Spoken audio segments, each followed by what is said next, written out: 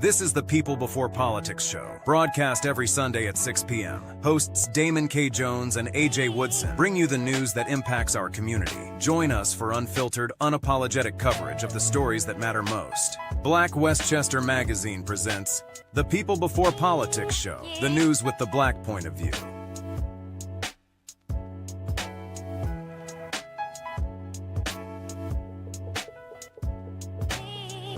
Thank you to everyone who supported us through Super Chat. Your contributions keep independent media alive and thriving. We couldn't do it without you. Stand up, speak out, rock the message that matters, community before party. Get your shirt today and let your vote wear your interest and values over party loyalty. If you found this video informative, don't forget to like and share it with others who need to hear the truth. And for exclusive content and behind the scenes access, join the Black Westchester Magazine YouTube membership club today. Your support helps us keep independent Black media strong. Support independent Black media with style. Rock Black Westchester merch and represent the news with the Black point of view. Every purchase helps us speak truth to power. The Black Tax Pivot. How to survive and thrive under the Trump cuts. Free for a limited time, then available for $7.99 on Amazon.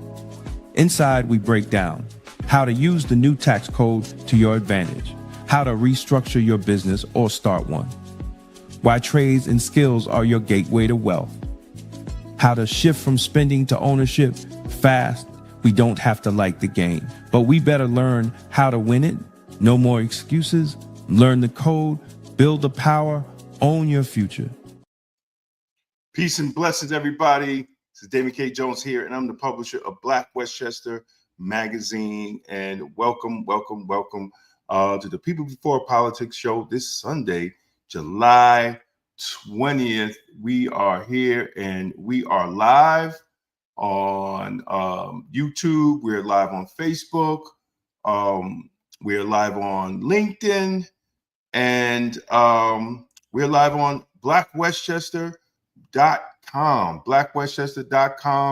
the news with the Black point of view, And wait for my brother AJ Woodson to come on, and we're going to have some great conversations about what's going on, and I hope everybody is doing well this Sunday. Hope we got our praise and worship on this Sunday. If you go to church, that's how we should spend our Sundays, in church rather than Sunday brunch. How about that? Right? Amen. So how is everybody doing? I hope everybody is doing good. We're enjoying this weather out here today. And as always, we at Black Westchester, we're about the news with the Black point of view. And a lot of people want to know what's going on. So we want to go over some of the articles. We ain't going to stay long today. We're trying to stay on for a long time because we don't have any guests today. But we still have some actual news to talk about. And I don't know if people know, they could go over to blackwestchester.com and check out our articles. We definitely give some of the best articles and the news with the Black point of view.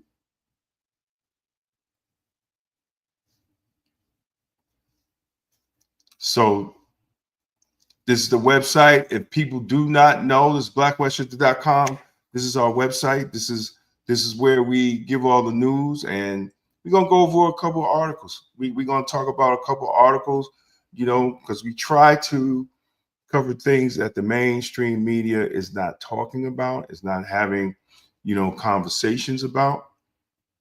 And as you see, our girl Clarissa Shields is really no joke. She has responded to Layla Ali. She has responded to Layla Ali with $15 million. So for those who don't know, Layla Ali was in an interview, and we did that. We did that article too. If you go on Black Westchester, it goes back to the article that she would fight Clarissa Shields if the money was right. And she said 15 to 20 million. And Clarissa Shields responded back, but she just recently doubled up on it and got the funding, got the 15 million for the fight. You know, sister is no joke. And she said they got venues that are waiting to negotiate the actual fight. So, and she got homegirl's name on the check. Here's your 15 million. Let's get it in. Now, a lot of people are saying that, you know, Layla Ali has been out the game, and she has been out the game for a while. You know, Clarissa Shields should not be fighting sister, you know, but, you know, here at Black Westchester, we've been watching it, and Layla Ali is the one, you know, that brought it up. She's the one that said that she would fight her for 15 to 20 million. So now our sister Clarissa Shields called her on her bluff. So we're going to see if Layla Ali is going to accept that challenge. Now, Layla Ali got some size to her. You know, she might have been out the game for a while, but she's still looking shape. You know, she's still looking shape. So we'll see. I'll tell you what, I'm watching the fight. You know. So they're looking at the T-Mobile Arena and the Cowboys Stadium to hold the venue. So they already got the stadium. You know, so let's just see what happens. Let's see what happens.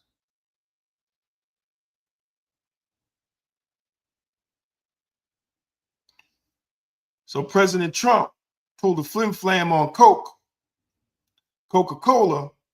Coca-Cola has agreed to go back to putting cane sugar in its Coca-Cola.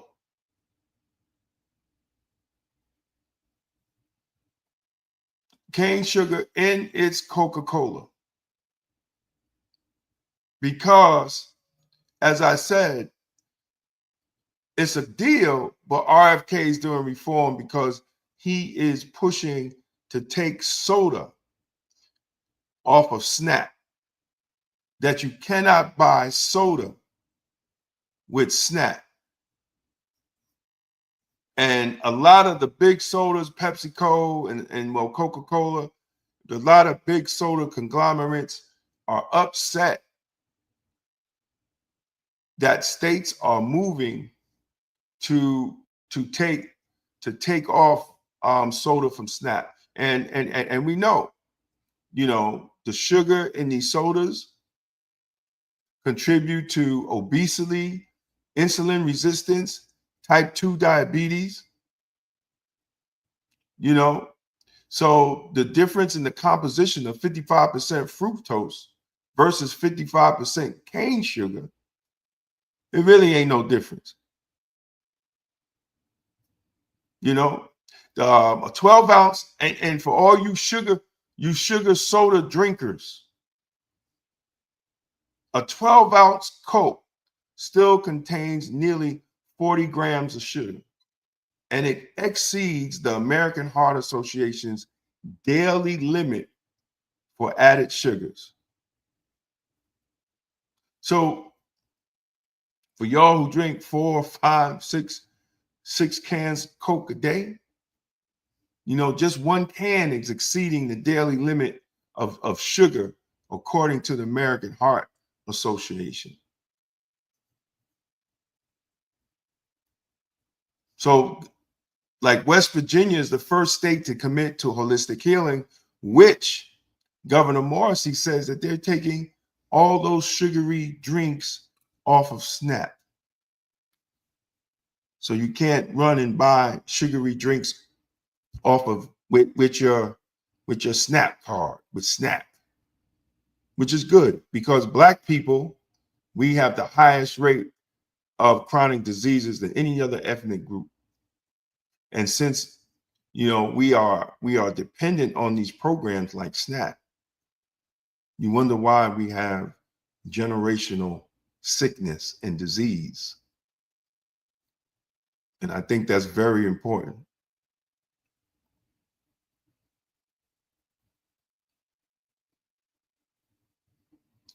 So when we talk about health, there's another article, From Neglect to Nutrition. There's a political fight that's about Black health. And we need to pay attention. We need to cut through the political noise when it comes to Black health, because we are the ones that suffer the most. So 8 states have already looked at these policies coming out of the Human Health and Services and to change how their states deal with health and wellness, and which affects our communities the most. So I don't want to hear about Democrat and Republican. You know, we're talking about our health and wellness, which if you don't have good health, health is like currency.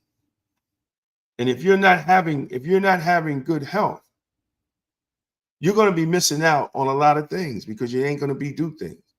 So definitely, we need to pay attention.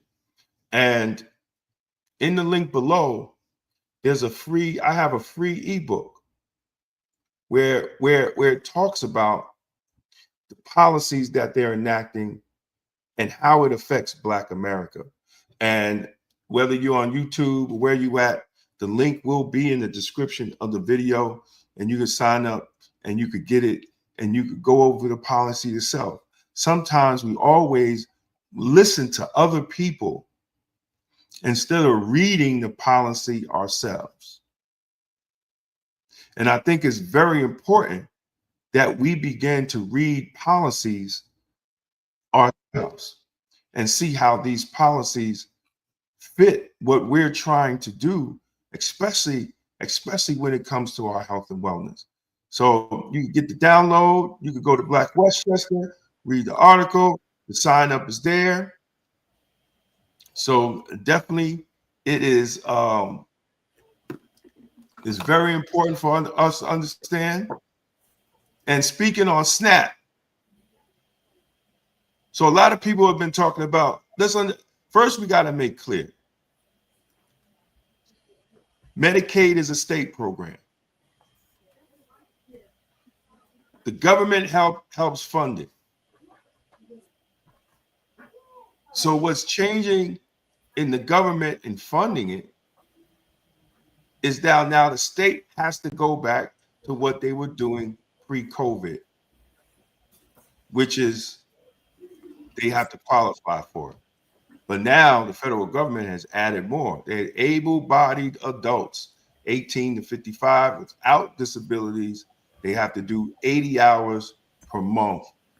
And that's 20 hours a week or work-related activity. And that's going to getting a part-time job. That's going to school or volunteering to be eligible for SNAP. So you don't have to have a full-time job. You can get a part-time job. And if you can't find a job, you can volunteer for 20 hours per week. so you won't lose the benefits. And again, it says able-bodied adults up to 55 must work or participate or training or go to school 80 hours per month to receive benefits. Employment, job training, or education, community services. So what if you're receiving SNAP right now? What can you do? You can contact your local HRA or county DSS immediately. You can volunteer for a nonprofit, church, food pantry, or local organization.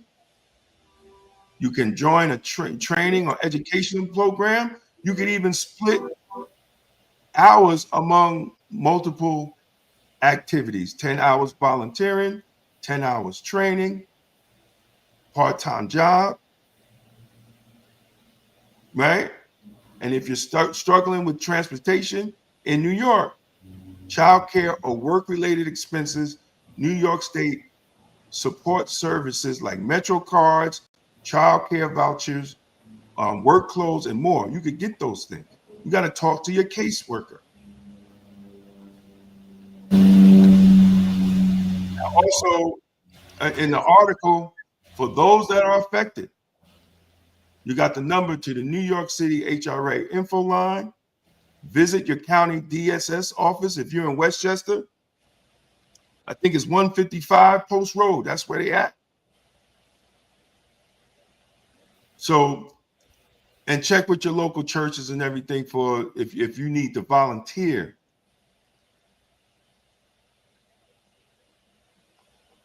You just don't want to sit home and lose your benefits.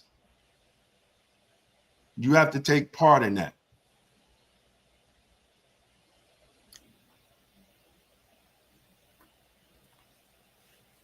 You have to take part. If you ain't got no child and you ain't got no health conditions and you between 18 and 55, you got to get up and do something. It's what they call trade-offs.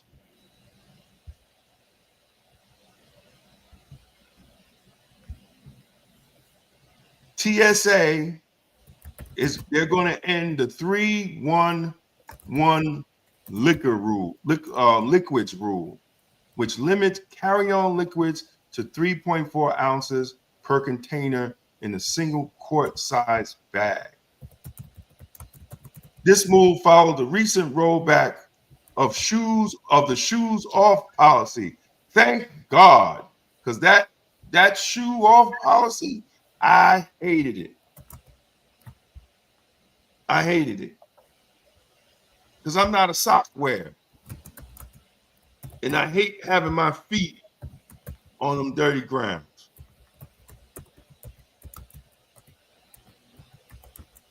And it didn't make any sense because you were standing in a body scanner. So TSA is saying the shift is just not politics, it's technology.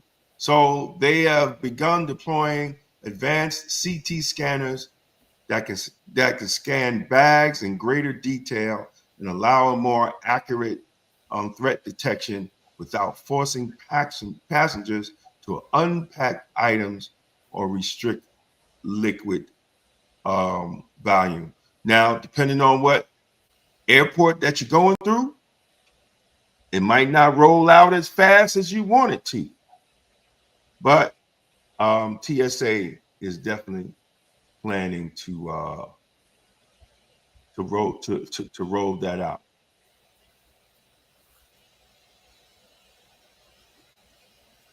New York State budget is facing a $22 billion deficit. And I think people should really know about that. And that means probably our taxes is probably going to go up.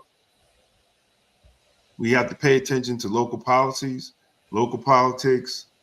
You got to figure out how these people are spending our money. Because we pay a lot of taxes in New York.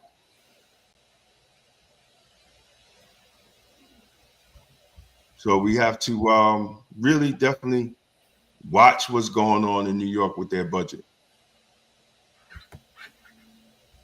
So it's a $254 billion budget.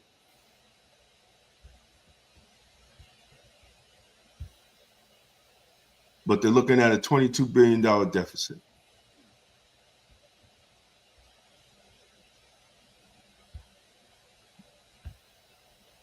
My brother AJ, what's happening? What's good? What's good? Chilling. So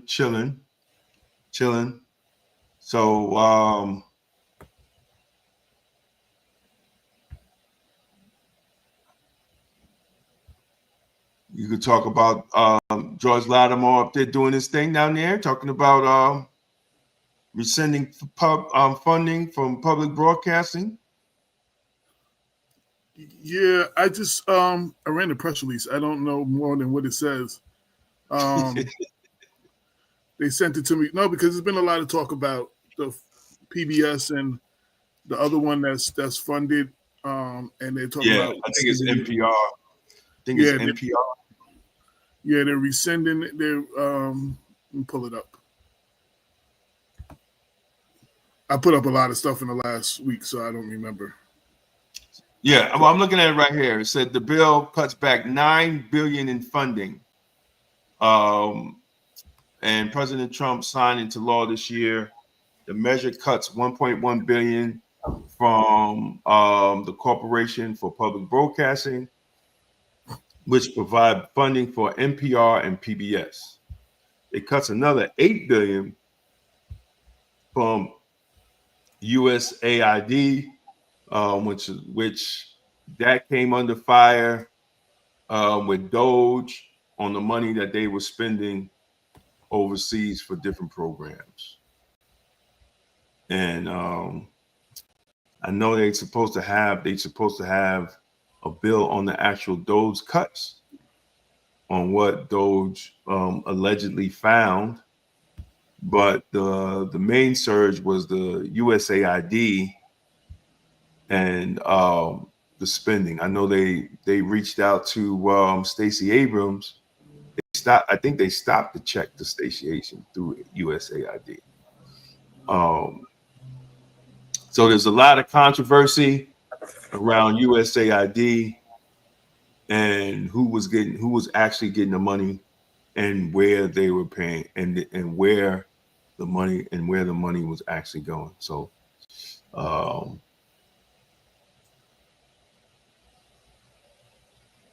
that's still going to be a continued argument. And of course, the Great Mount Vernon Charter Commission votes down their own recommendations.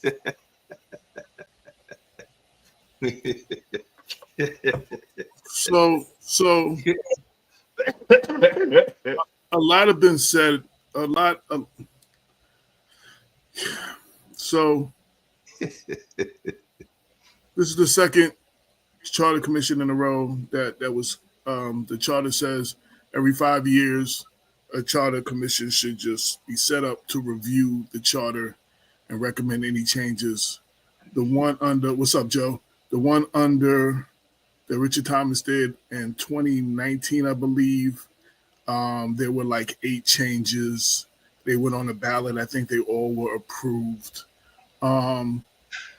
This process, this thing was bigger than the charter revision thing. That just the last couple of months between the school board election, the Democratic primary, and now the Charter Review Commission was just ugly. And it just got uglier and uglier with email blasts coming out from everywhere, smear campaigns, personal attacks.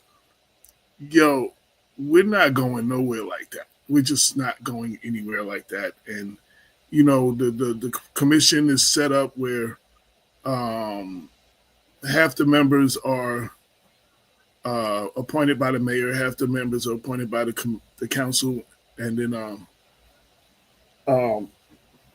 so there was a whole lot saying that the mayor was putting out all kinds of stuff through her people to stop this so she could keep her job.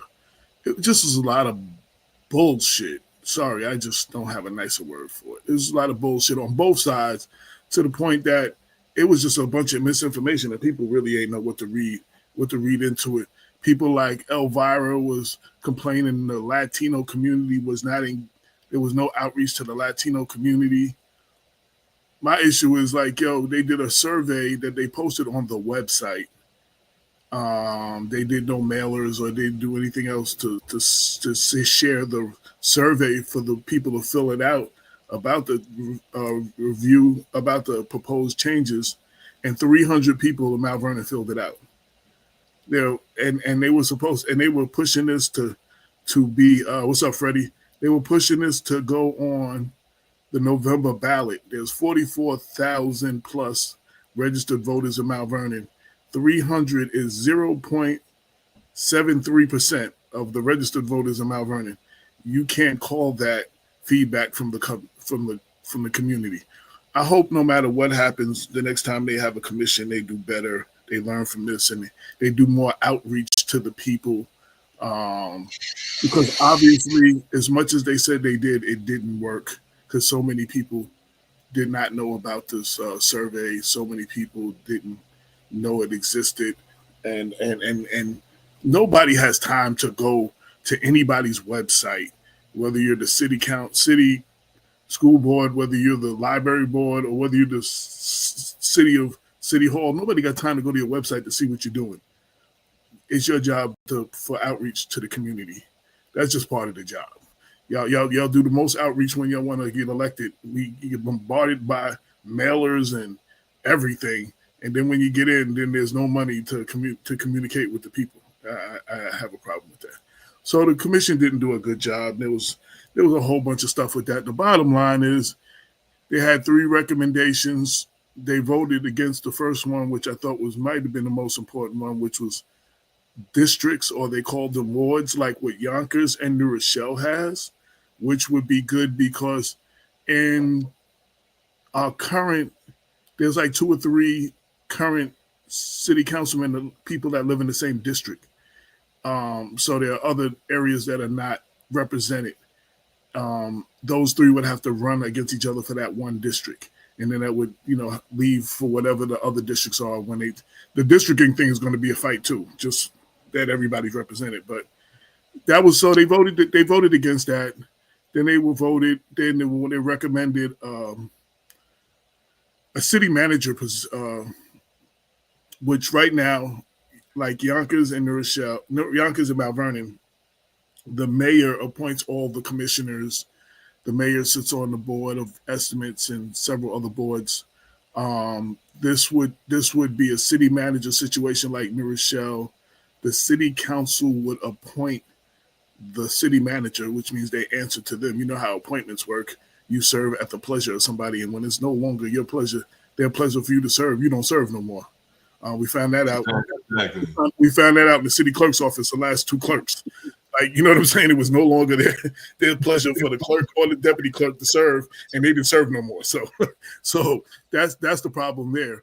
So the city manager, they want to get rid of the board of estimates, which was equal vote between the mayor, the council president, and the controller. There would be no more board of estimates. The city manager would be making those decisions. And thirdly, they wanted to turn the controller position from an elected position, and let's just be clear what that means. An elected position, you answer to the people are responsible for you being there, to an appointed position by the city manager, which means you answer to the city manager and the people that put you there. And again, appointment means you serve at the pleasure of somebody, and when it's no longer their pleasure for you to serve, or you did something that they don't like, you don't serve no more. Whereas elected, you were elected by the people, and you can't just send home. I'm doing the show. So anyway, that was a little bit about that. You can read the few articles that we wrote on it. We explained everything, so I'm not going to spell it all out. But basically, that was in a nutshell. The bottom line is there will be no revisions on the November ballot. That's what this was. They were those things that they were trying to propose would have been on the November ballot, and they would have had to been voted on they will no longer appear on the ballot this year. So we don't know where we go from here as far as that's concerned, but that's where we are right now.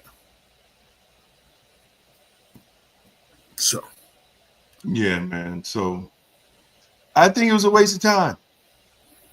no, a review commission is never a waste of time, but this review commission, like everything else in Mount Vernon, was polarized like Bloods and Crips. You was on this side or you was on that side, and they was fighting tooth and nail.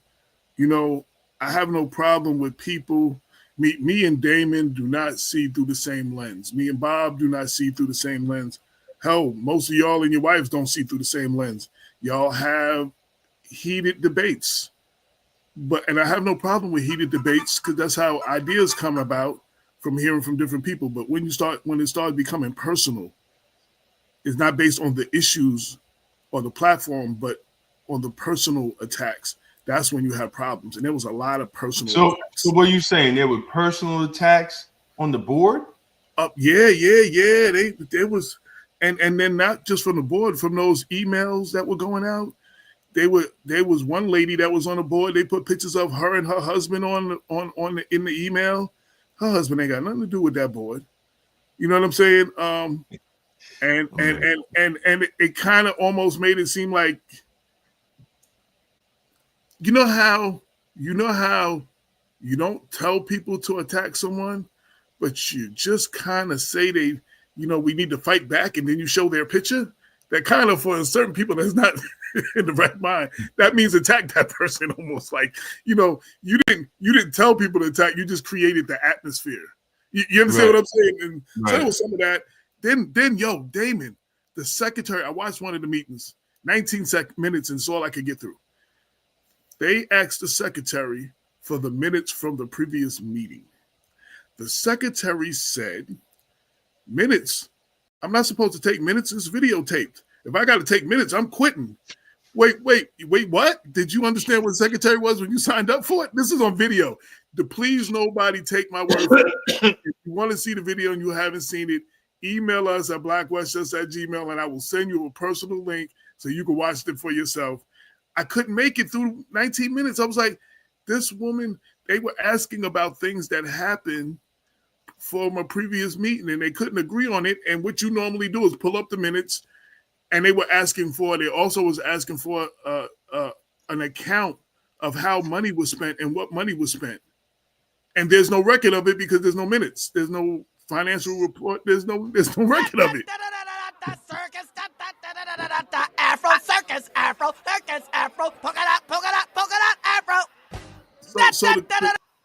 So the woman who asked for it, she kind of got attacked for asking for it. She's the one that they put the picture up of her husband, and her husband. I think her husband works for the city or something. But it's just like, that is a reasonable. I'm the vice president of Mount Vernon NAACP. There's a lot of things I have a critique of the NAACP and my branch. But we start off every meeting, reading the minutes from the previous meeting, and then we accept the minutes or not. Then we do our financial report on where we are, what was spent, and where we are to dollar. This is what the lady was asking for, and she basically said it's videotaped. Like, you can go look at the video yourself if you want to know what was said. And she said, "Wait, nobody told me I had to take minutes. If I got to take minutes, I'll quit right now. I'm resigning." Like.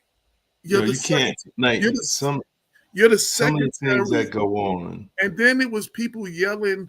You had your members and you had advisory members who are not voting members. And then you had other people, some from the north side, just in the background yelling like they were members or like they were running the commit. Like, I was just like, yo, what the hell is going on? It was real. I hate to use words like this, especially when we're dealing with Black people. But it was very dysfunctional, and it was borderline ghetto. And I was just like, and it's videotaped. And for anybody watching, nigga shit, nigga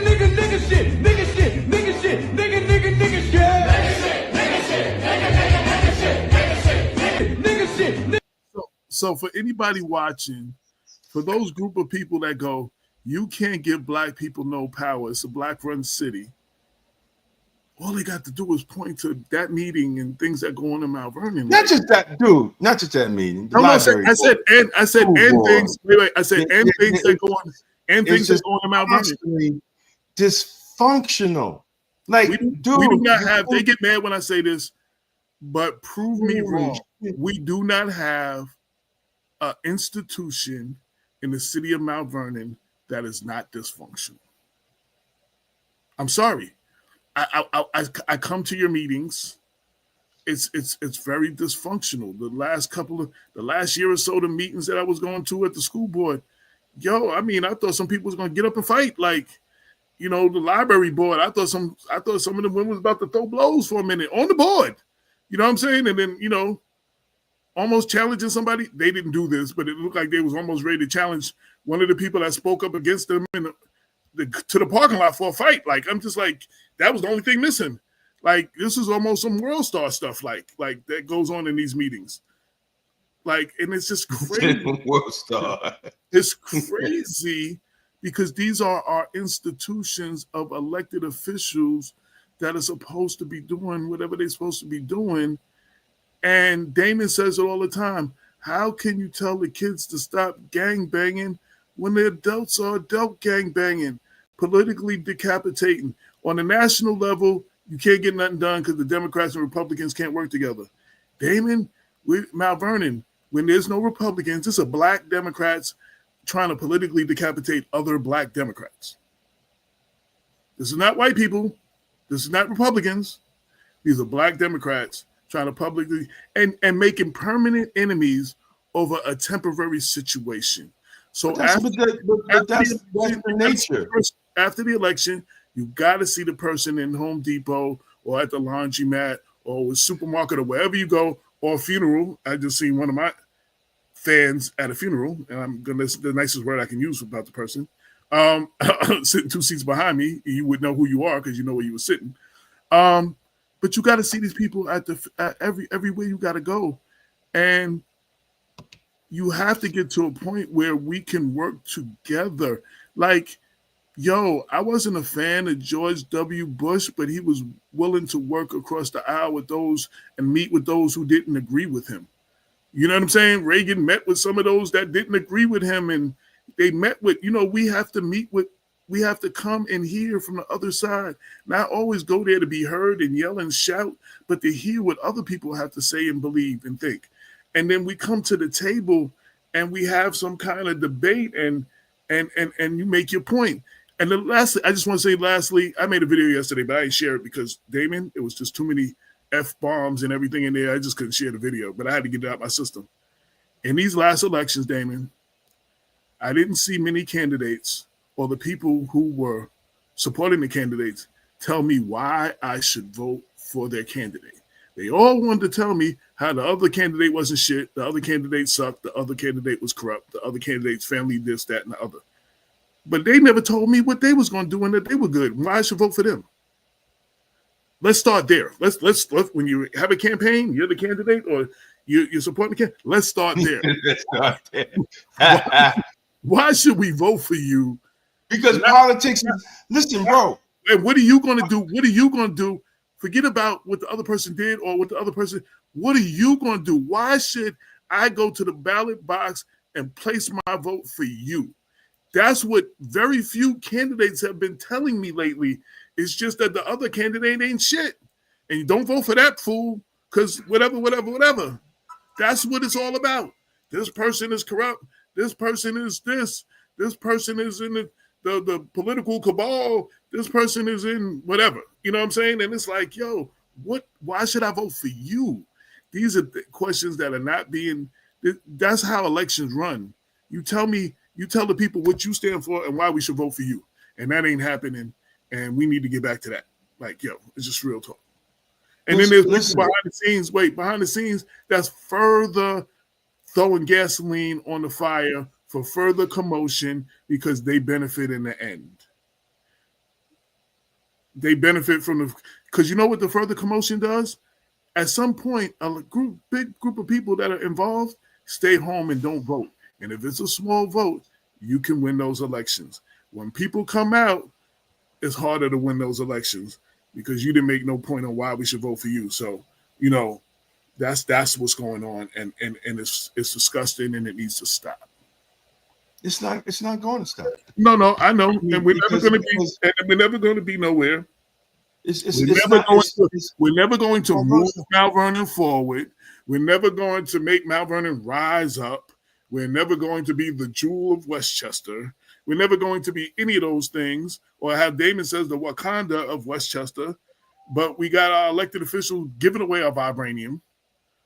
Like, we're not even taking care of ourselves. We're not looking out for our youth. We're not doing anything for ourselves. But we want to complain about everything.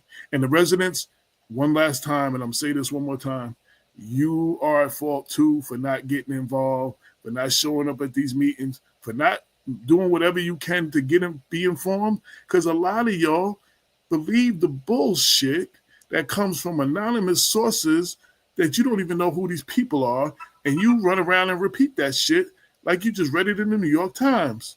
Like, word up, it's an email blast or a Facebook page with a fake name and no profile picture, and you're repeating that shit like it's the gospel. Like, we have to vet our sources, and we have to look into these things, and we got to stop repeating bullshit we read from anonymous sources. I always say, I say this to this day, a lot of people had a problem with Sam Rivers for years, but Sam Rivers, bullshit or not, put his name on his bullshit. If it was bullshit, if that's what y'all thought it was, he was bold enough to put his name, this is what I said, and that. You understand what I'm saying? And you got all these people now, got fake Facebook pages. So this is, I'm going to share this article. It was just sent to me. I guess people were watching and they wanted us to talk about it. And I would love to have this conversation here, man. Hold on a second. Oh.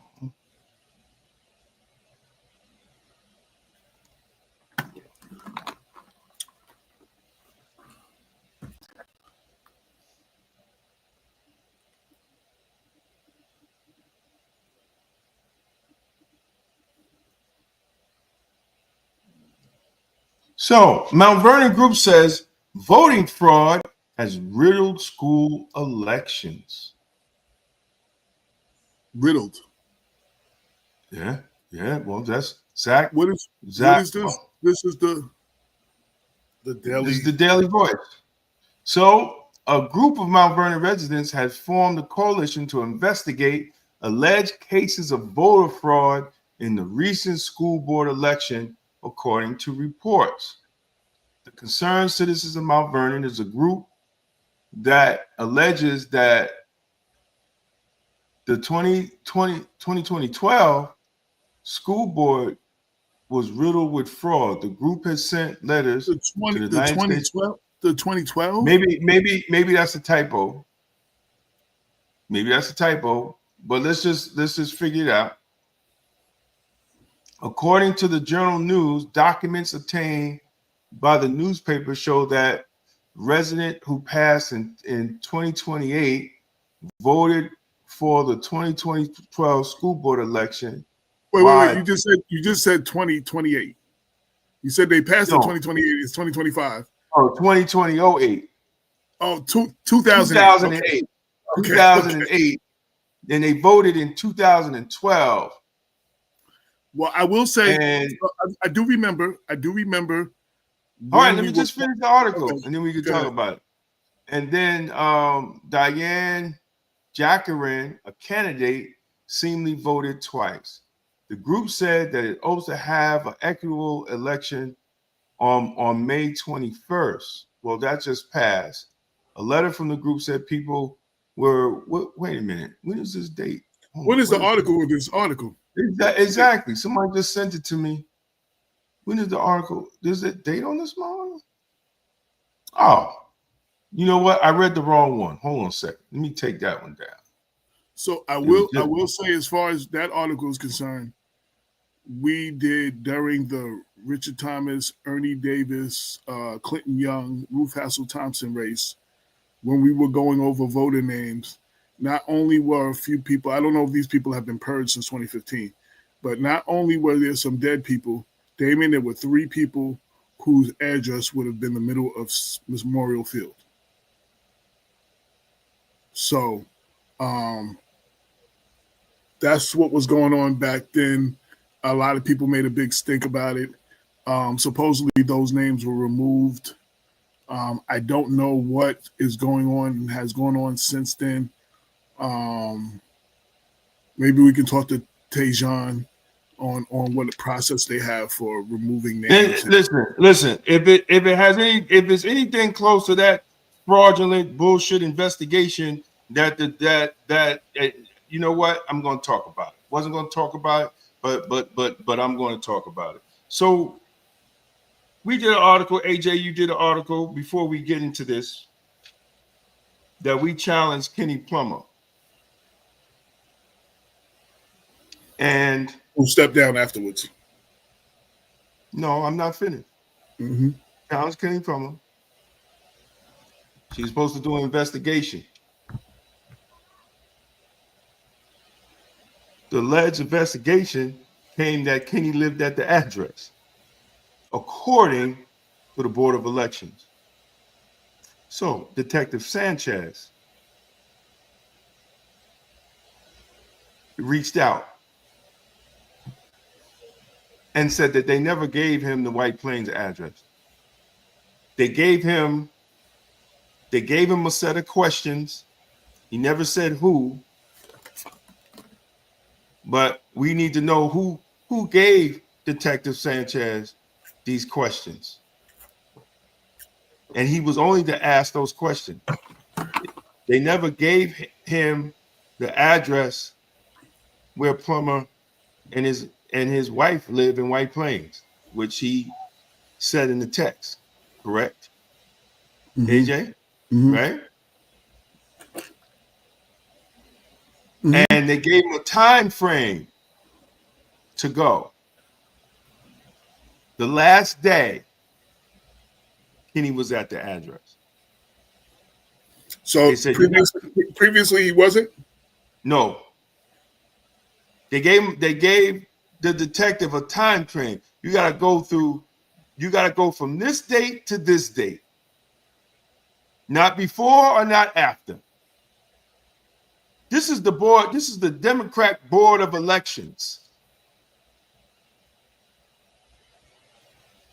And the last day that the detective went, Mr. Plummer was there. No, my question was, did they go other days and he wasn't there? And then yes. They went back? Okay, no, that's what I want. Last day. I said the last day. Right. In that window. They went other times he wasn't there. The last day in that window, he was there. This movement is... They never gave the detective the address in White Plains. So what kind of fraudulent investigation was that? So that letter sent to me from the Democratic Board of Elections, Tejan, was dated before Kenny Plummer resigned. So how can Kenny Plummer satisfy an investigation when his resignation letter, he admitted he doesn't live in White Plains? That he does live in White Plains. No, right. He doesn't live in Mount Vernon. In his letter. He kind of said he resides in White Plains. So what kind of foolery are the Democrats playing? And who was it that had the right mind to tell Mr. Plummer to resign? Because clearly this alleged BS investigation that the Board of Elections did on Kenny Plummer, somebody advised him, you need to step down. Now, I want to just put in there as well. Tejan did call me after, and it was around the time y'all told me you were receiving letters. And then I tried to call her back and I didn't get her, so I never got to hear from her. So I do want to say that. It's Drew. No. I just want to say that. Well, so she could call you, but what she did and what was done was bullshit. was literally bullshit. If you're going to have an investigation, you're not just going to send it to that address. You're going to send to the address that we gave them. Not only we gave them the mortgage, we gave them the contract with the HOA with his signature on it. Chris Johnson, they went back to the other place and they asked for Chris Johnson and they found out he wasn't. And then they went to the new place and talked. Not only just went to the new place, they talked to the neighbors and all the neighbors said, "Oh yeah, the Johnsons are great." Exactly. Neighbors. Not Mrs. Johnson. They said the Johnsons are great neighbors. Exactly. But what they did was they gave the detective specific questions just to ask Kenny Plummer. They never gave the detective. And you could call Tejon. I'm on record saying this right now because I was reached out by the detective. I was going to ask you, did you speak to the detective? Did you know I that? spoke. I know I didn't spoke to him personally, but two people talked to him. And one person he went to said, "I don't have no problems. I don't have no problems. I just did what they told me to do. And I ain't got no problem with him. Because he did what they told him to do. But what they told him to do was basically fraud.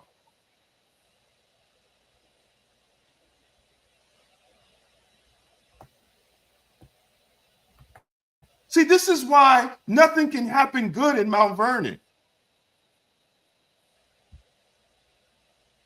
Because the people that are in charge are not doing good. This is why. I would love to know who they are. Me too. They couldn't, because we always say they, I'd like to know who they are. That's just my own personal thing. I want to know who's the they that gave him the questions. And why can't you just do the right thing? Like I don't even understand. Why just can't you do the right thing?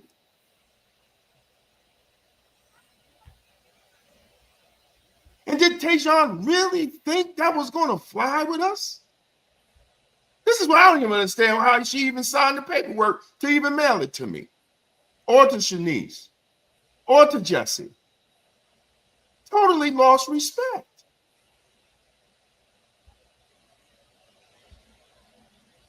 You didn't think I could reach out to the detective?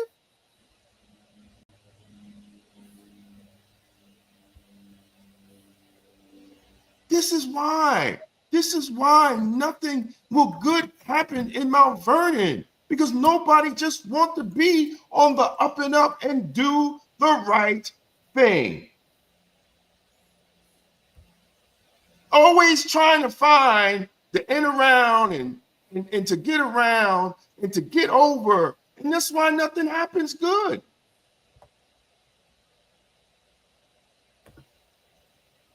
This is why the city looks the way it looks.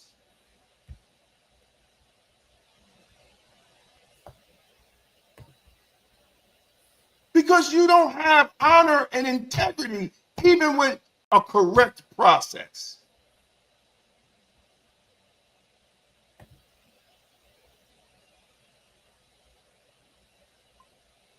And because I don't live in Mount Vernon anymore, I'm tired of fighting for people that don't want to fight for themselves. And then when you give them an opportunity to do right, they do wrong for no reason. Everybody know the man don't live there. Even Detective Sanchez knew he didn't live there. But he had to go by the questions that were asked.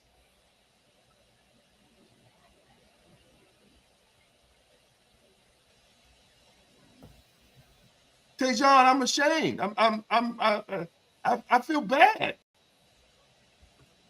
because I thought you were up on a little higher level of integrity than that.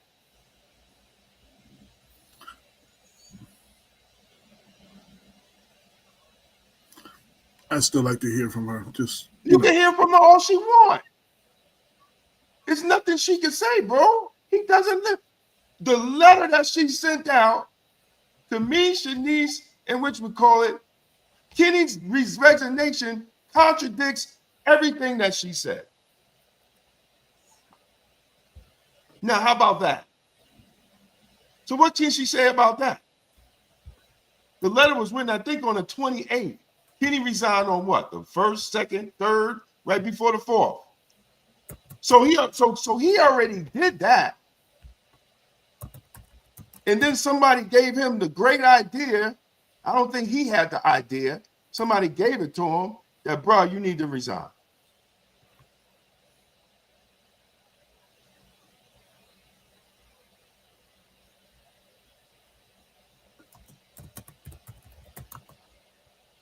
We got it in the mail after Kenny's letter. How about that one?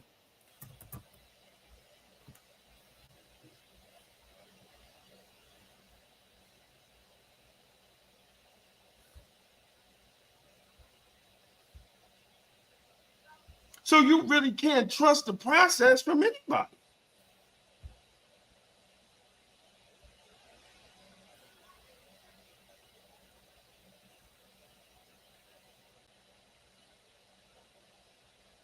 And I'm telling you what the detective said.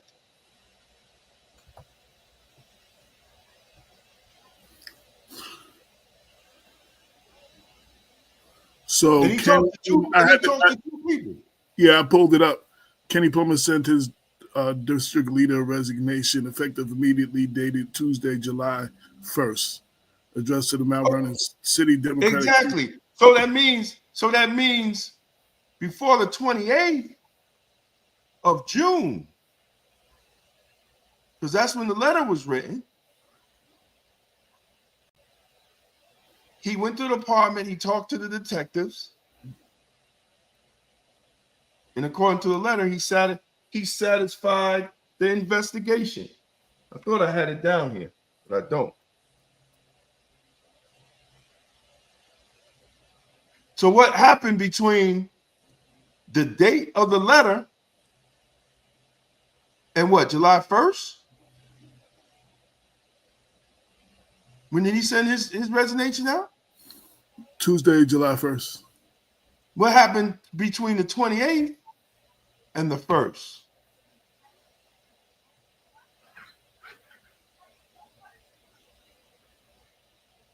Because according to the detective, Kenny was there. He never mentioned which the dates. He said they gave him a window. You go between this day and this day. And they went, he wasn't there. They went, he wasn't there. And on the last day, he was there.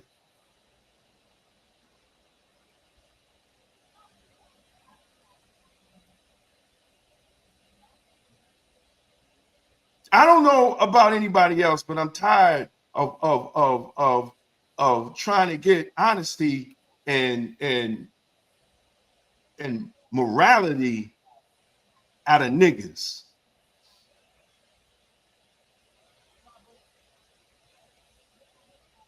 Yeah, I said it. Not from black people, because when you have attitudes like that and you do things like that, that's not black love. That's not character, integrity of the process.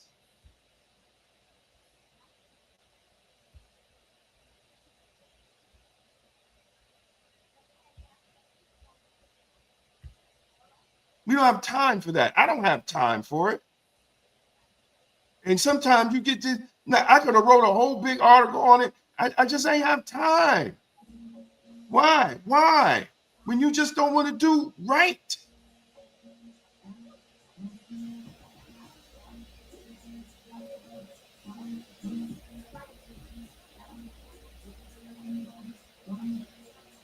Just do right.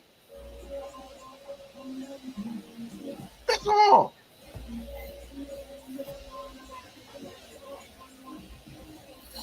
In his letter, he says, though I recently purchased property in White Plains, I remain a legal resident of Mount Vernon.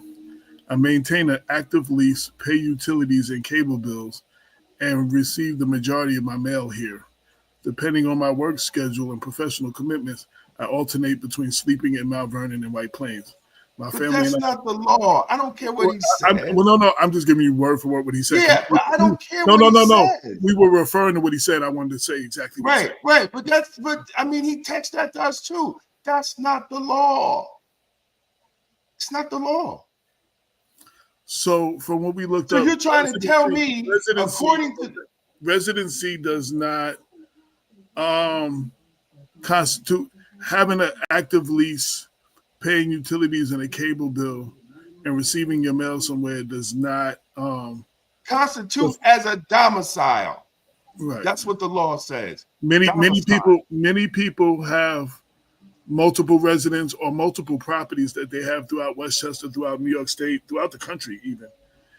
Matter of fact, so when we did the Spezio story, Spezio was only able to keep his Florida residency because he spent throughout the year 6 months and a day in Florida. And that's how he was able to maintain his Florida residency, even though he was up here.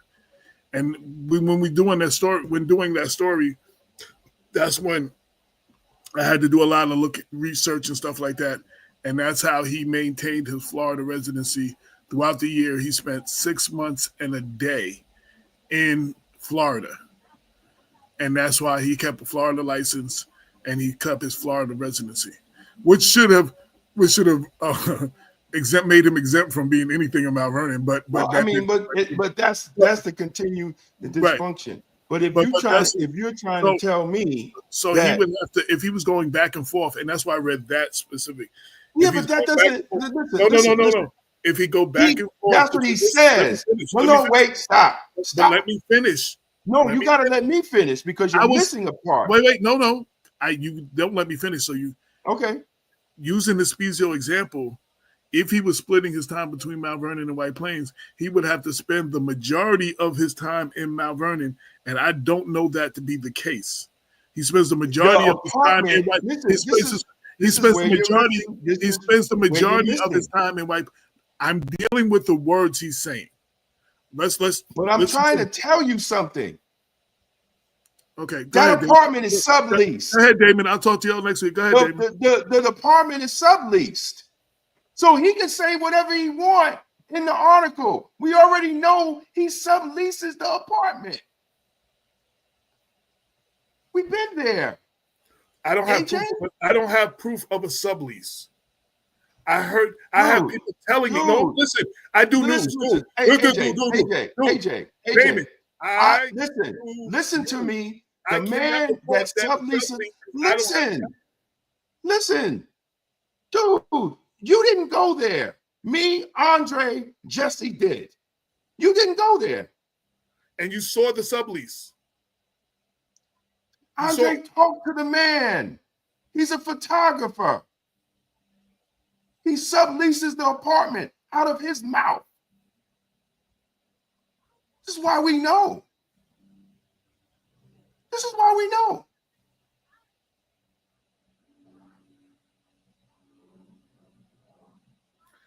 Unless the person who he told that to comes on the show and says that, I can't report that. Regardless of the fact. I can go by what I can do and what I can't do. And when look, if a man that's there, when you knock on the door, I didn't know who he was. Andre knew him. So you're saying you heard him say that? He told Andre. Okay, Andre has to come on. Andre has to come on and say that because all right. Look, I'm having a conversation. If the man said he's subleasing, then he's subleasing. I'm having a conversation. You could have a lease. Listen. We know what a sublease is. You're reporting secondhand information. No. What I'm saying, I'm not reporting. AJ, you say as the publisher. All right. As the publisher of Black Westchester. As the publisher of Black Westchester. We know Kenny don't live there. As the publisher of Black Westchester, you're saying he doesn't live there. Someone else told you instead of what you heard. Listen, okay, all right. Then you know what? Then Kenny should sue us for the article. We know he don't live there. I know he don't live there. You're missing the point, but go ahead. I'm not missing the point. We already know he's not there. but you cannot say it as a certainty as the publisher of Black Listen, Westchester. I'm telling you, I'm telling You're you. telling everybody on the radio. You're not telling me. Well, I'm telling You're you telling and everybody everybody. that's listening. If the man told somebody else he's subleasing an apartment, I met the man. Kenny wasn't in the apartment when I went there. And I asked you, did And you if they hear him both, say that? and as I said the last time, if they both are living in a one-bedroom apartment, what's going on? Okay, that again is opinion and not fact. Okay. No, there's too much of that going on. There's a point I'm making. No, here. no. This is the point. If No. I said right if. now, there's too much. I said opinions if and they're both are living in a one-bedroom apartment, if he says he's subleasing, Kenny says he lives there, then you got to figure it out. But at the end of the day, that's not the law. That's not the law. At the end of the day, that's not the law. That's not his domicile. His domicile is with his wife. That's his domicile. And his child in White Plains. That's his domicile, according to the law. We can make up whatever we want to, but the law states that. No, we can't make up anything. Black Westchester can't make up anything. No. What I'm saying is people can have. You have specific words you're using. We can't make up anything. Listen, what I said was, it's the law. And I talked about the law. You're talking about what someone told you. I'm talking about the law. No. You have to spend most of your time at that residence for it to be your primary residence. If you're spending most of your time in White Plains, that is your primary residence. Splitting your time from one place to other, from another, if you're spending the bulk of your time in White Plains is your primary residence. Those are facts. I'm dealing with facts. I'm not dealing with feelings. No. Anything else. The domicile law. I've never seen a sublease, and I never talked to the person who he told he's subletting to, so I can't report that he's subletting. I can't even say but that. Have you seen a lease? I haven't seen it, so I can't speak. No. Have you seen Kenny's lease? Kenny's lease where? In Mount Vernon. I didn't say he lived in. I didn't say he, but I'm not saying that you're saying that. No. I'm asking you. Have you seen Kenny's lease? You can't not answer my question by answering me a question. No, but if you ain't seen the sublease, ain't seen the lease. I know that is the address he has registered with the Board of Elections. I know that he has a place that he admitted to in White Plains. I know that he said he splits his time from one to the other. And that doesn't make, if you're not spending the majority of your time at one of them, that does not make it your primary residence.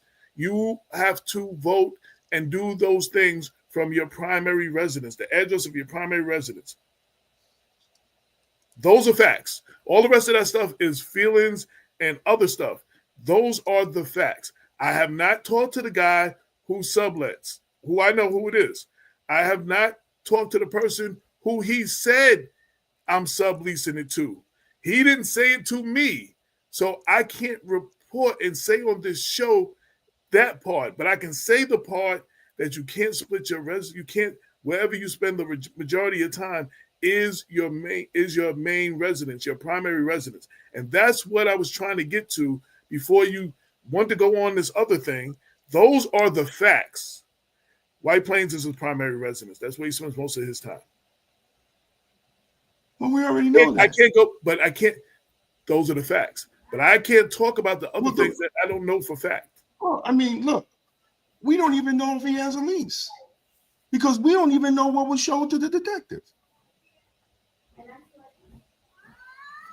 Okay, so going by what you just said, do we know? Wait. You can't sublet something you don't have a lease to. No. What I'm saying is, I'm just saying, we don't know about the sublet. No, let's be honest. We don't know about the sublet. We don't know about the sublet. And that's all I said. And we don't even know about the lease. And that's all I said. So we don't know. We don't know. But we do know that he got a mortgage and he signed an HOA contract in White Plains. And we do know that he filled out a form that says he lives at the address in Mount Vernon, and it is the registered address in the Board of Election. We do know that.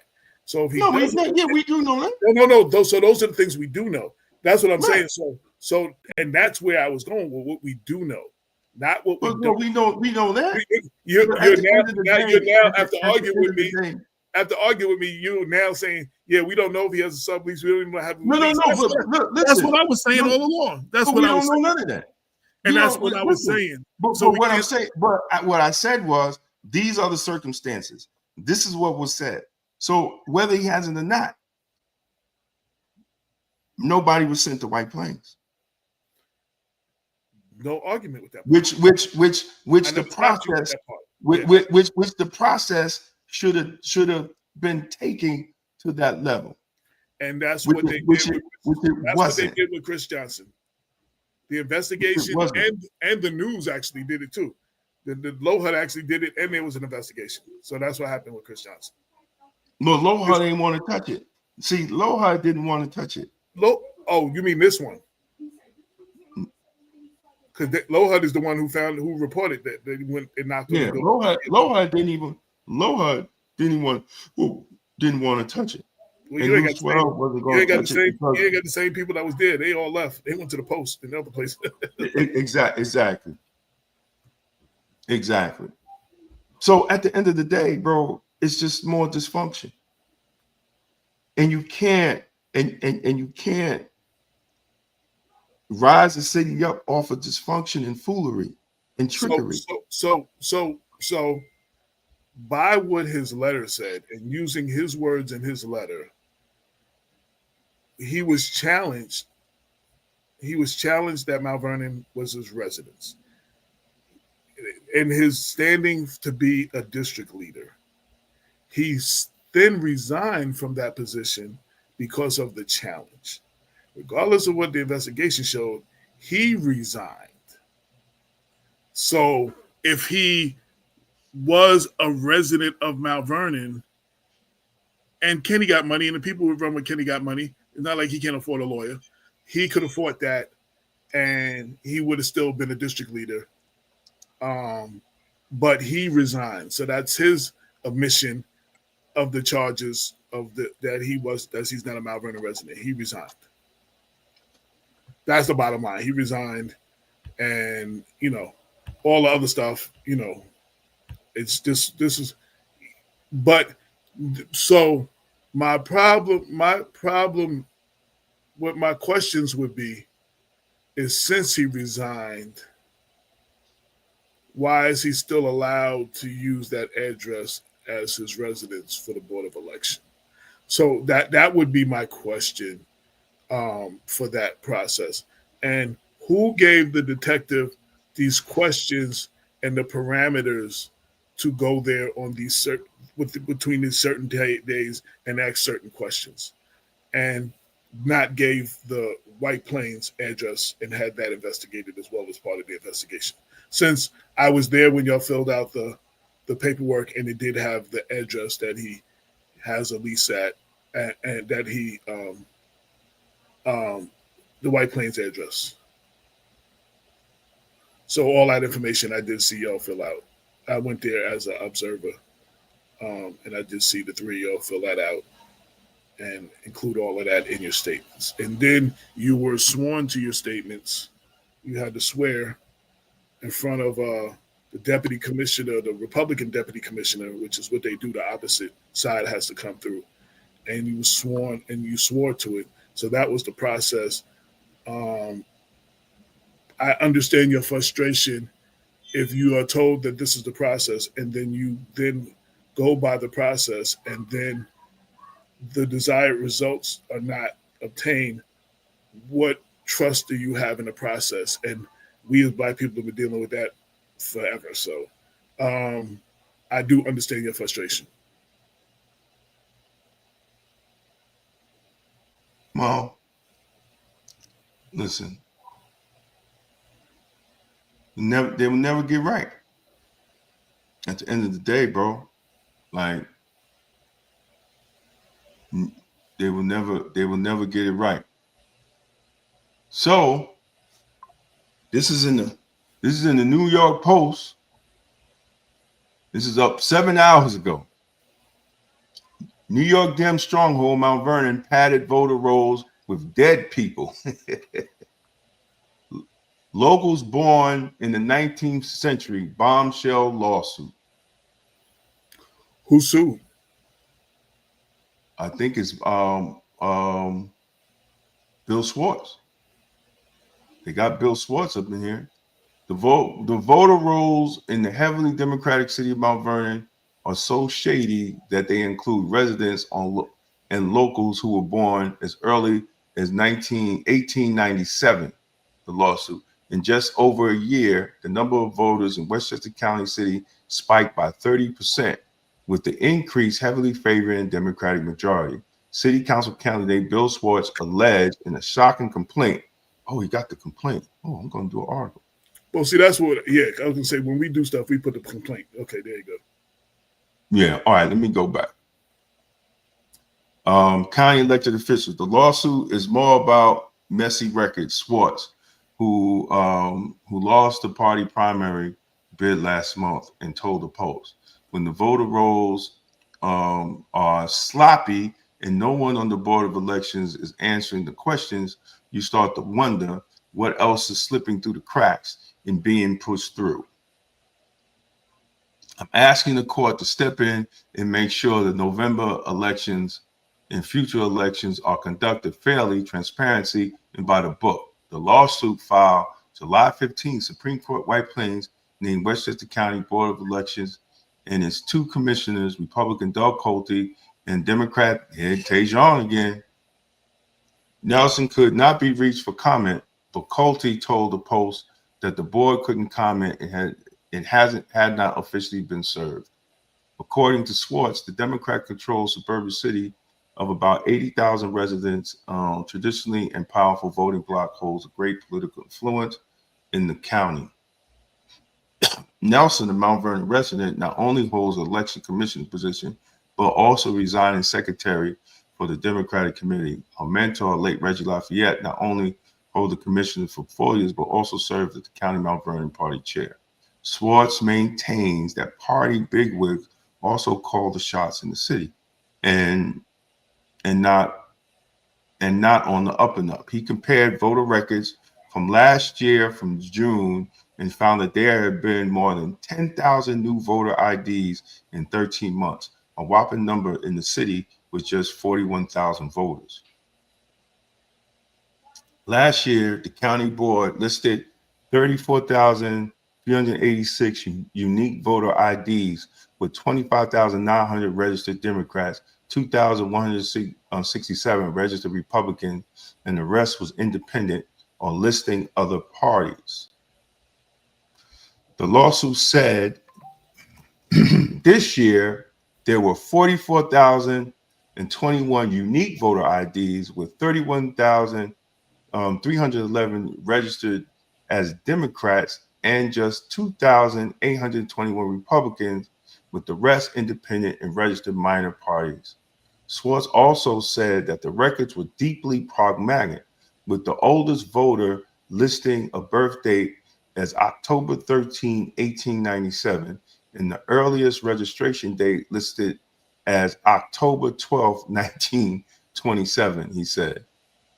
Some 2025 voters hadn't cast a ballot in 10 years, while others had birth dates, addresses, and party affiliation changed on records. Schwartz cited some of the city residents now registered to vote who are in fact deceased and have been for many years, the lawsuit says. Other active voters on Mount Vernon rolls moved to Virginia 12 years ago, while one died more than 15 years ago, and yet another died in 2002, according to the lawsuit. However, Schwartz said that the election boards refused to fix the records when the fraud was reported. This isn't just about party politics, he said. It's about fairness and people have faith in our elections. So there's a lot to unpack there. I want to see the lawsuit. I have to say this as the editor in chief. This is an accusation. It will play out in court. Accusations are just that, accusations, until proven in court. Why I find, I know that I've heard the stories of people and older people, but when I moved from Mount Vernon to Georgia, when I came back in 2014, and I contacted the Board of Elections because I needed to know where my voting place was, because I wanted to vote for Brenda in that school board election, and I wasn't registered, and they had my record that I hadn't voted since 1990. 90 something before I left to go to Georgia, and I was no longer active because I didn't vote in a certain amount of elections, and I had to register again, and I had to do this whole thing so I was be able to register in the primary at that time. So I was gone for 12 years, and I was knocked off the poll. So I was just like, yo, how does that happen? How is there people still on there for those amount of times? Because what they told me when I hadn't voted in the last 3 or 4 elections, so I was removed from the poll. They was actually able to tell me the last election I voted in the whole 9. So that those two things don't jive. What I'm saying is this being done on purpose, or is this just laziness of not purging the polls all the time? Like, those are questions that should be asked. And again, the accusation of a lawsuit is just an accusation. It does not equate to guilt of what is being accused. That will be determined by no, it doesn't. But you have to say these things in today's world. You have to say that. Someone will say. No, listen. We just read an article. Like, if they want to sue, then they sue the Post. No. I'm not talking about sue. I'm talking about people that don't do deep dives and they hear one thing. Listen, we just read an article, but sometimes you have to sue when there's no accountability and there's no oversight. See, because that's not a new complaint when it comes to Mount Vernon. That's not new. Even when I ran for city council. And I joke about it still today. I still haven't found one person outside of Marcus Griffith that voted for Marcus Griffith. But yet he won. I had a man on Gramerton Avenue congratulate me. And I said, dude, I didn't win. He said, how could you not? Everybody was voting for you. He was shocked I lost. So it's nothing, it's not new when it comes to Mount Vernon. It's definitely not new. But nobody wants to do what they're doing now. Is actually going to court. And I've been saying this for years. The only person that used to do it was Sam. He'll sue you. So finally, some people are waking up because there's no oversight. Even if you go to the DA's office, they don't follow through.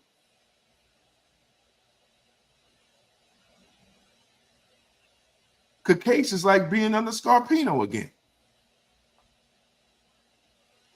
Well, she ain't been there that long. I don't know if she's better than Scarpino. I can't say that. But I haven't seen. She's still.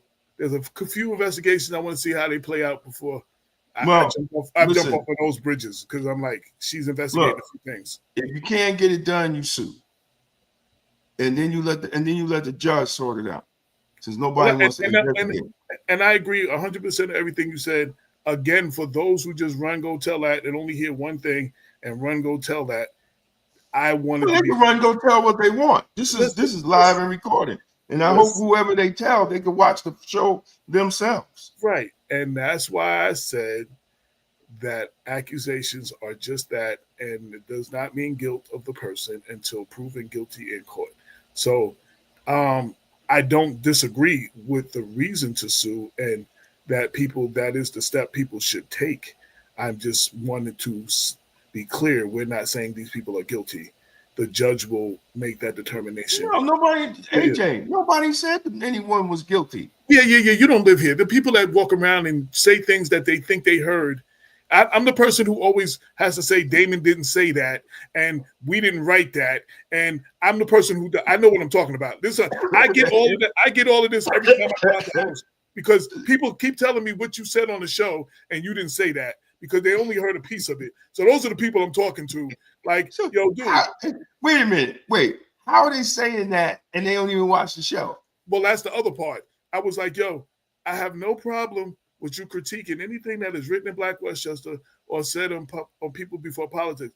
But do me the respect of actually watching what we said or reading what we wrote before you don't tell me something that someone else told you that you never heard or saw for yourself. So that I stand on that. But I'm just saying, this is the reason I'm saying what I'm saying is because these people come to me and say, or they come to people that are close to me. They'll come to Bob or somebody because they don't want to come to me, to get the word to me and say, Damon said this and AJ said that, and we did this and we did that and we didn't do that, and that's not what we said, but these people don't read. So that is why I put that disclaimer out there. So that is also on the video. So when people go tell that, they can watch the video and see that that's what was said. But that doesn't stop. These are people that don't let facts get in the way of a good story. So, they want to tell a good story. They don't let facts get in the way. They just tell a good story. That's where we at. Man, you know how many times I'll be like, Damon did not say those words. What Damon said was, like, yo, for real, like, yo, because they're not calling you. They won't call you. And I'm like, yo. And you know what? Wait. Let me tell you, and everybody that's listening. Wait. And I got problem with, and these people know who I'm talking to because I've said it to their face. You have Damon's number. I know you have Damon's number.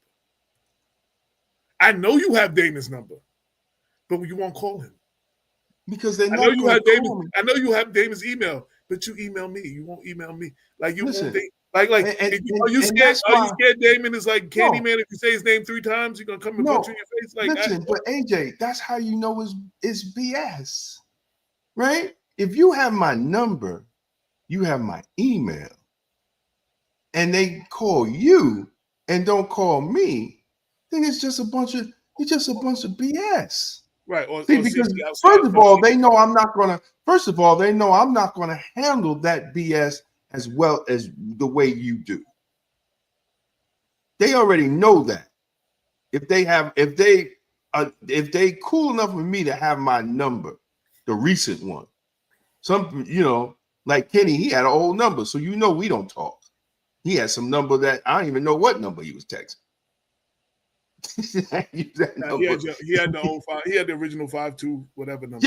Yeah. So boom. So but if you have my recent number, and they still calling you about about a misunderstanding that I said or anything that I said, then I wouldn't even entertain it. The first thing you need to say, AJ, did you talk to me? And if they say no, either you hang up, change the subject, and call it a day. When you try to call me enough. and there's people watching, and I want to shut that shit down right then and there. There's nothing to shut down. No, because people will be like, yo, no. They can say what they want to say. I got you, but no. They can say what they want to say because they're going to say it anyway. But if they call you, and I'm telling you, if they call you with something that I said, and they don't even want to talk to me about it, you shouldn't even entertain it.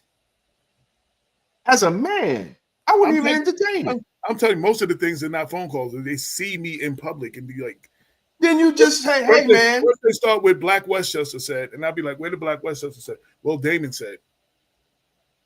Because usually is a Black Westchester thing before your name comes up. And I'm like, where did you read It that? was, and then the next question you should be, did you talk to Damon? No. Always. Have a good day, bro. Have a good day. Have a good day. Dude, we too old for this. We stand by what we say. We stand by what we write. And we threaten and we threw it at people more powerful than we are. And that's the way. And we have at times got portions of a story wrong, and we were man enough to be like, and we corrected. And we corrected it, and we acknowledged it. So, like, we not perfect. You know what I'm saying? Just so I just get it wrong. But even if we do get part of a story wrong, we will acknowledge that and stand 10 toes down on that as well. And then we, you know, it's just like when I told Kenny, oh man, you said I found out y'all was registered, and I posted registration in the next article because I couldn't find it when I wrote that article. But that doesn't change. It doesn't change what I'm talking about. Yeah, but when he complained about it, you was already into your 5th article at that time, and the other four talked about the registration. So, exactly. I'm like, yo, dude, like, what are you talking about? But I mean, look, at the end of the day, it is what it is, man. You know, at the end of the day, it is what it is. We wouldn't have to talk about this stuff if they wasn't doing it. And beyond that, what Kenny has been doing for years, and you have not seen a lot of ink or speaking about it on Black Westchester. Kenny decided one day he was just going to text us and be like, yo, it's on, let's go, and challenge us to, dude, like, half of this probably wouldn't have gone as far as it gone or came out. It wouldn't. Damon wrote his one editorial, and he wrote what he wrote, and he might did a follow-up, and we would be on to something else by now. You decided that you wanted to pick a fight. So when you, and I want to say this to everybody, when you decide to come at us with a certain energy, do not get mad when we match your energy. Because a lot of times, some of y'all, like Kenny responded to your piece, but a lot of times we're not bothering you. You're not even, whatever you was doing was not even on our radar. We had other things we were working on until you decided to pick a fight with us. And then it was just like, in defending our credibility, we started pulling up stuff that you didn't want us to pull up. And then you complain, like everybody wants you to be real till you say some real shit about them. Like, you know, that's like, I don't understand that part of it. But yo, do not get mad when people match your energy. You're putting a lot of stuff out there. And dude, if you had let it ride, this would probably, a lot of things that came out, and trust me, when you go to war, you load all the guns. You don't shoot all the guns. You just have your guns ready for the war. Dude, there's a lot of stuff that has been said and looked up that is sitting on a hard drive that nobody has written about yet, that we have no desire really to write about. But there's a lot more to this stuff. You understand what I'm saying? So, like, yo, if he leave it alone, I'm leaving it alone. The debate was where he lived in White Plains and a different assembly district than Mount Vernon, and he couldn't hold the seat of district leader and have as much influence over who the Mount Vernon City Party picks as their nominees. That was the issue at hand for me. You have stepped down from that. That doesn't mean you still don't have influence, but you're no longer registered as a Mount Vernon district leader.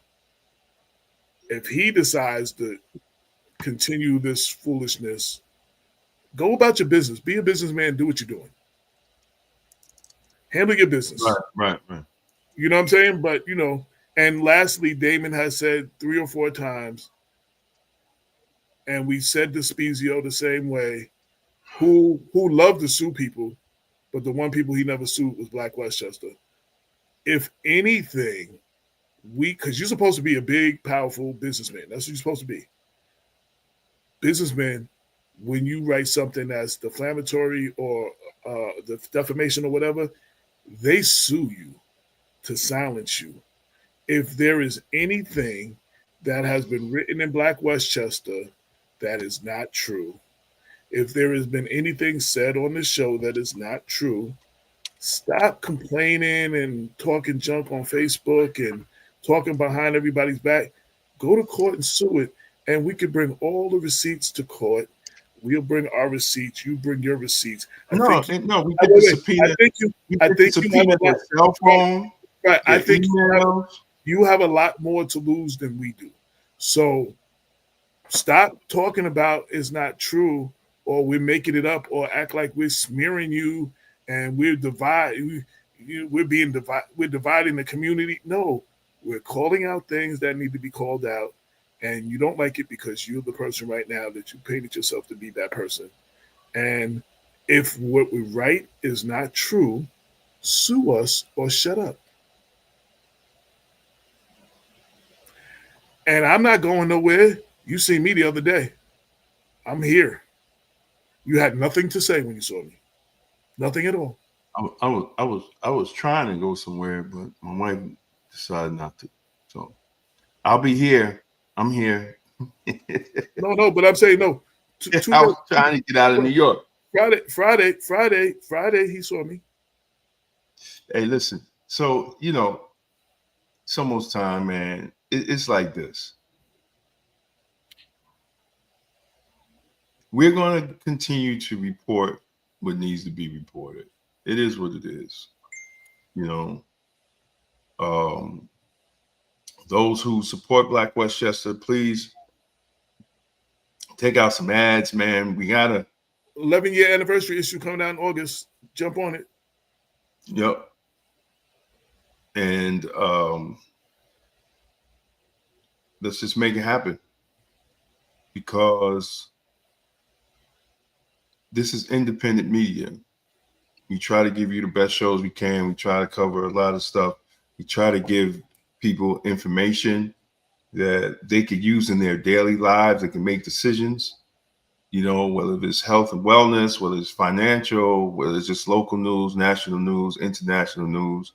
We trying to break through the noise of the nonsense. And one thing is, it's very important to address the issues in the Black community. Come on, man, we all we got. And if we can't, if we can't show Black excellence in a 4x4 square mile city, bro, how are we expect to survive? The world is pivoting. It is, I wanted to show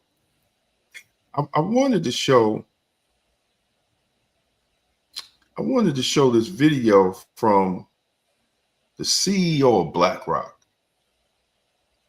And when it comes from someone of a company that owns so much, that's putting in a bid to buy the Panama Canal or the American, what is it? The Gulf of America, right?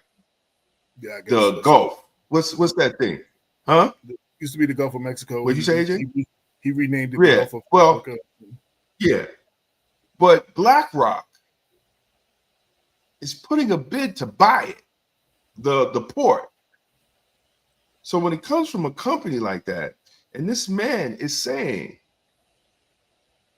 that the market for trade is so amazing even to him that there's not enough, and we're not getting our children into these trades.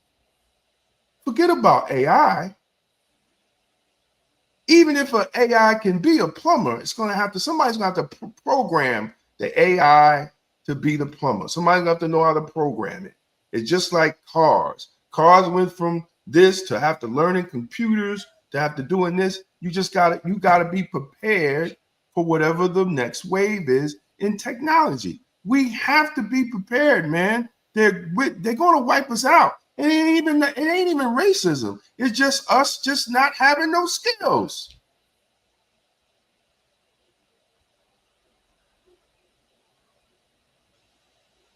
Black folks, we got away with it with civil service and government jobs. That's going away. It's going away. And even if you look, civil service jobs are going away. Yeah, because they not hiring us no more like they used to. Last couple of academies and corrections was we was sprinkled.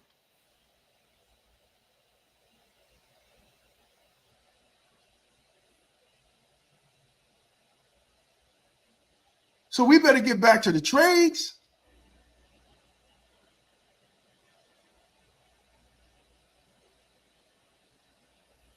A plumber is just as valuable as in the Black community as someone with a master's degree. Somebody who can do HVAC with the temperature we having right now in the 90 to exactly. No, we're about to have it over the next weekend. Yeah.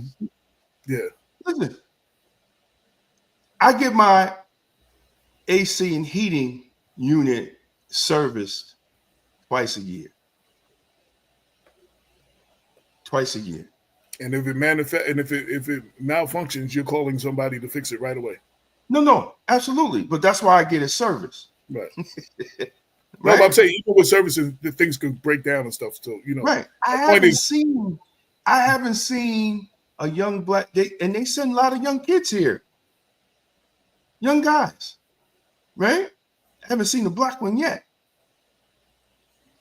But one of the dudes, which I thought was so dope, because of his mindset,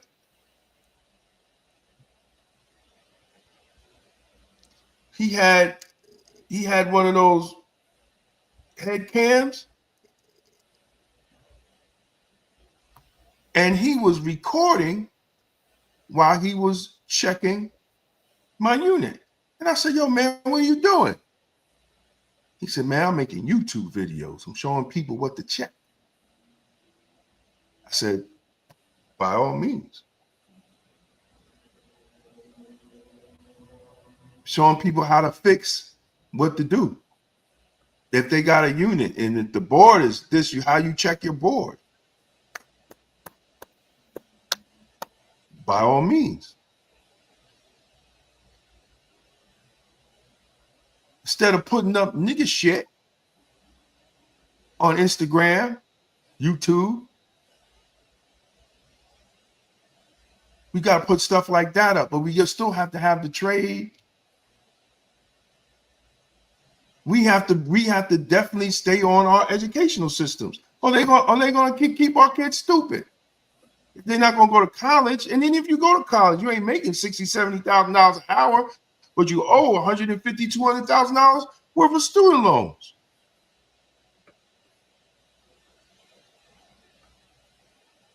I'm still paying for dad's student loan. He ain't been in college since he was 20, 37. Daz is his son for people that don't know. Everybody don't know that Daz is his son. Well, they don't need to know, but they would figure it's somebody. He's 37 now. He stopped school at 20.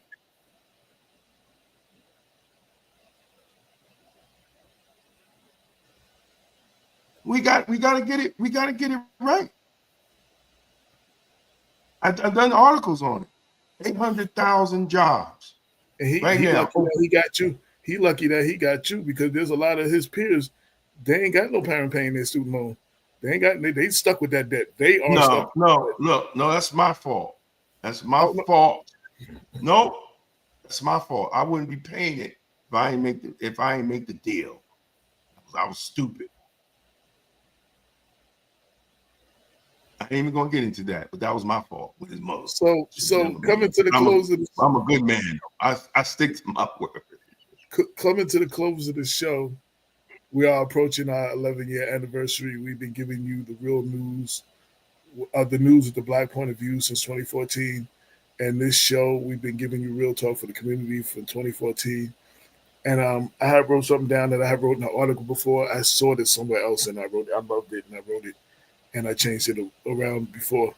But when I do what I do as the editor-in-chief of Black Westchester, and this goes to all of y'all that like and don't like what I write, I find out what people need to know. What those in power don't want them to know. And I make sure everybody hears about it. That's what I do as the editor-in-chief of Black Westchester. And I want to share a George Orwell quote. In times of universal deceit, that's where we are, telling the truth is a revolutionary act. Our community, when we started Black Westchester, and I remember August 2014, sitting in Mayor Davis' office, was supposed to be a 20-minute interview about Memorial Field, ended up being a 4-hour conversation. And I was like, yo, bro, you benefit on the community being uninformed and misinformed. Absolutely. That's not cool. And that's the way it was.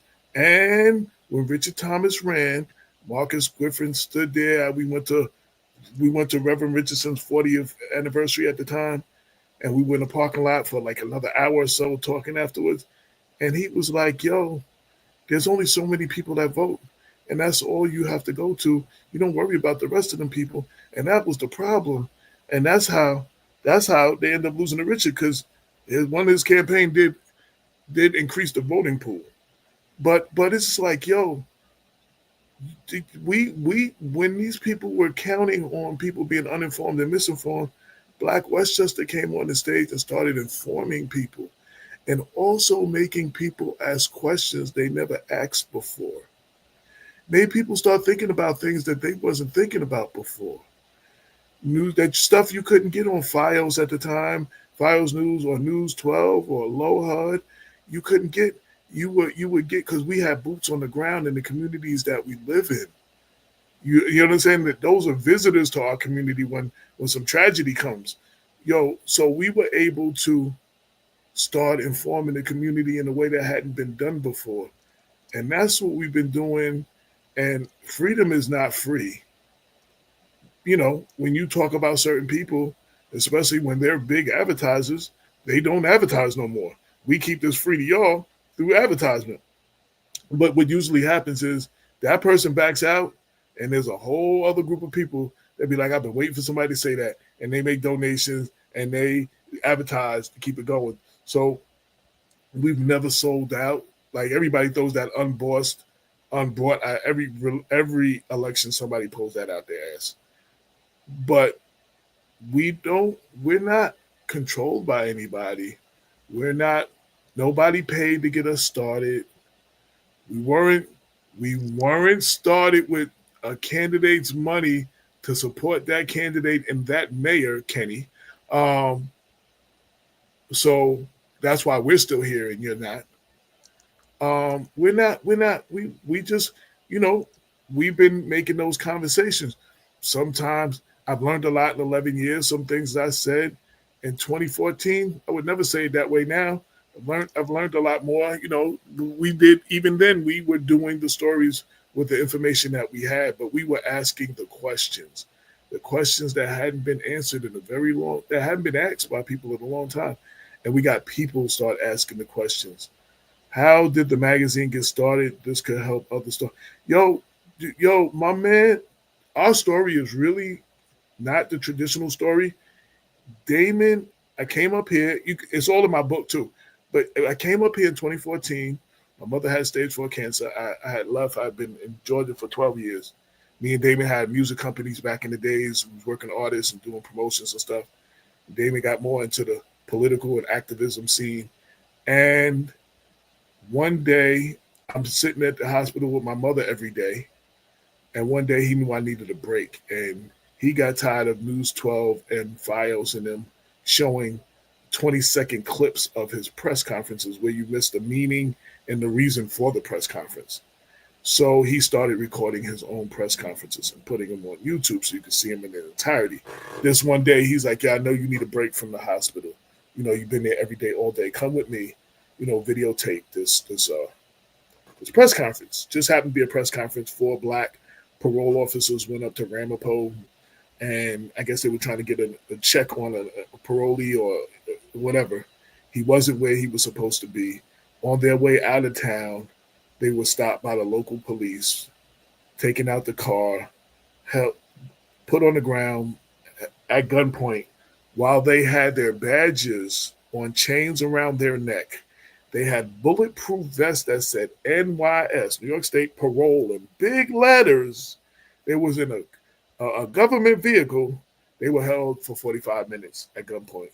And these parole officers felt that life was threatened, and nobody ever done that. This day they were announcing their lawsuit, and Damon was standing with them.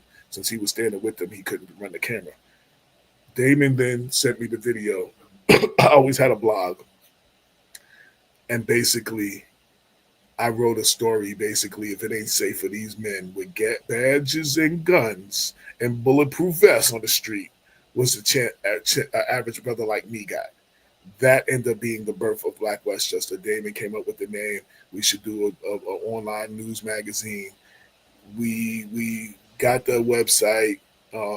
We designed the website. We got the domain name, and we just started rocking and rolling basically with no money. Like, yo, I mean, blood, sweat, and tears built this, and we just went. And then 3 years in, people started demanding the newspaper, and we went and did our first print newspaper in 2017. And everybody thought we was crazy because people were going from print to digital, and we were going from digital to print. So we broke all the rules. We really did start with no money, but we started with passion. We started as 2 brothers who wanted to make a difference. We started as 2 brothers that wanted to educate our community, wanted to hold our elected officials. We had other Black publications, but they didn't necessarily hold our elected officials' feet to the fire. We had a publication, a Mount Vernon publication called the Mount Vernon Inquirer. They did more of the events and stuff, but they didn't do the controversial stuff. They didn't hold elected officials' feet to the fire. And we were the first one to really start doing that on that level. And here we are 11 years later. We've helped a lot of, we've changed the political landscape in Westchester and the surrounding area. We've fought against police brutality in Westchester and Long Island. Went with Kenny Chamberlain to Brooklyn, and Damon has been asked to speak everywhere. And in the beginning, because I didn't have a lot of contacts, I basically was just a pen and a camera to Damon's movement. I was following him in the places he had to go and was just documenting it. Basically, that's like, and I built my own contacts, and we built our own little structure. And we was at Eric Garner's funeral covering that. And Damon met with the family at the house. We were just doing all this stuff, and we were bringing people like Dr. Ron Daniels and Hafiz Muhammad to Westchester, people that hadn't been. Yusef Salam, way before the documentary, when everybody else wanted to talk to him, we brought him here before there was a documentary, when everybody was talking to him, and tell his story. And we've since then we've judges debates, senator debates. We've been involved in congressional races. We've done a lot to change but it was just 2 brothers who wanted to help, and everybody got a part to play. I was a writer. I wrote for a lot of the magazines, mostly entertainment based and stuff. And Damon was more like the activist, and we just an advocate, and we just we came together like Voltron, and formed forces, and boom, like this machine happened, and this thing, Black Westchester, is a great experiment that we still trying to figure it out as we go along. There was no rules. Nice. Have y'all thought about getting into radio in terms of ownership? We were talking about actually terrestrial radio at one point. There was a plan, but the terrestrial radio is falling apart. Right. It ain't even worth it. So there's a lot of things we had planned, and a lot of things. Again, we are the manpower, so we don't have no real staff. Up until recently, Damon's been doing a lot more writing. I was doing 90% of the writing or the editing and everything. Damon's been doing a lot more writing now that he's retired and not working triple doubles every week. You know what I'm saying? But so we just on this show like this is like news opinion. You see our points of views. We try to keep it. Like you hear me. When Damon says something, I'm like, we can't say that, or we don't accurately. I try to, keep it in perspective. But the news, and we write editorials the same way. But the news, we try to keep the news to the facts, and we just try to educate the people. But what I learned is you can bring a horse to water, but you can't make it drink. And it's frustrating sometimes to give people the information, and then they still do what they do, and then they come back later and say, "You was right. I should have listened to you." And I'm like, yeah, but you was ready to politically decapitate me and question my credibility and try to damage our reputation. but now you agree with me. So that I have a book on not to promote myself, but I do have a book on Amazon called The Black Westchester, The Origin Story, and it tells the entire story of us getting together and the struggles and battles that we had. And it's a good read. I advise people to go get that. And again, we're on our 11-year anniversary. The August issue. August is our 11-year anniversary. We're putting out the 11-year anniversary issue. As always, you want to put your commemorative ads. Your ads supporting our anniversary. We're not having no big fundraiser like everybody else. No big party for everybody. They ain't got money to put all that together. But if you want to support, take out an ad, make a donation, you know what I'm saying? And also on the show, follow the show, share the show, click. If you're on YouTube, hit that subscribe right now. Click like, share, comment, and all those things. And we want to say thank you to all of you out there, because 11 years later, we standing here because of all of you. Some of you come and go. Some of you are down with us because you heard us criticizing somebody else, and we criticize somebody you don't like, and you don't like us no more. But we still standing through all of it. We're still standing, and free, independent media. And people want you to be real until you keep it real and say something real they don't like. But it's not a friend-making endeavor. Like, there's a whole lot of other things we could be doing to make more money, believe me. But, it's important. I feel it's important what we do. But thanks for the question. And, yeah. Just the last week to advertise an anniversary issue, you get us at blackwestchester@gmail.com for all the information. And thank you for all those support us. And we are here every Sunday. This is Black Westchester Presents the People Before Politics radio show.